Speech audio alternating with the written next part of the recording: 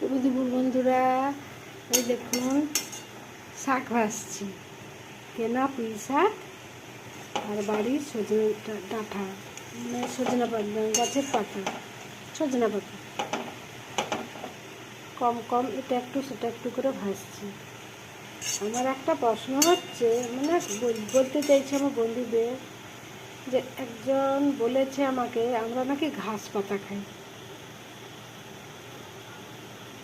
আমরা ঘাস পাতায় খেয়ে যদি ভালো থাকি তাহলে অসুবিধা কোথায়?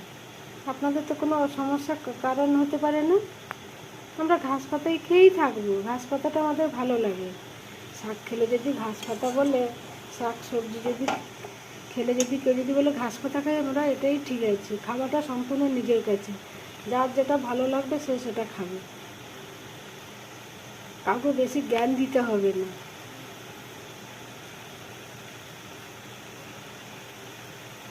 খেয়ে যদি পেটে না আসে সে খাওয়ার কোনো দাম নেই। খাবো যেটা সেটা পেটে সইবে, শরীরে লাগবে, সেটাই উপকারী। লোকে যে এত বড় বড় কথা কেন বলে? যার যেটা ভালো লাগে সে সেটা করবে। এটা কি কিন্তু কোনো অন্যায়? অন্যায় হলে তখন না হলে প্রতিবাদ করা যায়। খাওয়াটাও লোক কত রকমের কথা বললো, এটা বলা ঠিক নয়। প্রথম পাতে শাক একটু দিতেই হবে আমাদের।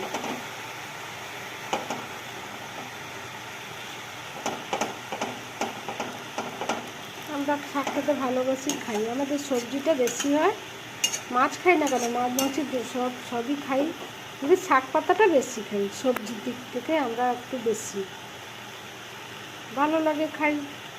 বাই বন্ধুরা, ভালো থাকবেন, পাশে থাকবেন। দুপুর বন্ধুরা, এই দেখুন শাক ভাজছি। কেনা পুঁই শাক আর বাড়ির সজনে ডাঁটা, মানে সজনা পাতা, গাছের পাতা, সজনা পাতা কম কম এটা একটু সেটা একটু করে ভাজছি। আমার একটা প্রশ্ন হচ্ছে, মানে বলতে চাইছি আমার বন্ধুদের, যে একজন বলেছে আমাকে আমরা নাকি ঘাস পাতা খাই। আমরা ঘাস পাতায় খেয়ে যদি ভালো থাকি তাহলে অসুবিধা কোথায়?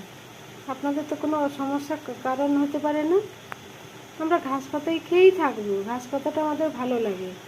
শাক খেলে যদি ঘাস পাতা বলে, শাক সবজি যদি খেলে যদি কেউ যদি বলে ঘাস পাতা খাই আমরা, এটাই ঠিক আছে। খাওয়াটা সম্পূর্ণ নিজের কাছে, যার যেটা ভালো লাগবে